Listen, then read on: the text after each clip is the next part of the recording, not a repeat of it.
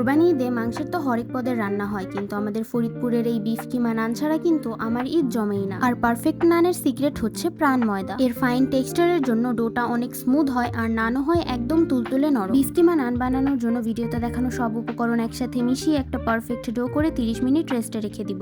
কোরবানির মাংসের ফ্রেশ কিমার সাথে সব উপকরণ একসাথে মিশিয়ে নিব। এবার কিমা দিয়ে বল বানিয়ে প্রাণ ময়দায় কোট করে নিব। 30 মিনিট রেস্টের পরে আমাদের ডো ফুলে ডাবল হয়ে গিয়েছে। ভেতর থেকে এক্সট্রা বাতাস বের করে মুথে নিয়ে লেচি কেটে নিব। লেচিটাকে হাত দিয়ে একটু প্রেস করে ভিতরে কিমার বল দিয়ে ফোল্ড করে বেলে নিব।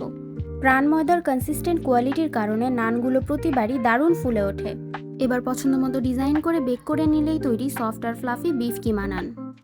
কোরবানির ঈদে আপনার জেলার স্পেশাল রেসিপি কি? প্রাণ আটা ও প্রাণ ময়দা দিয়ে তৈরি করুন আপনার এলাকার ইউনিক ডিশ, শেয়ার করুন ছবি বা ভিডিও আর জিতে নিন আকর্ষণীয় পুরস্কার। সবাইকে ঈদ মুবারক।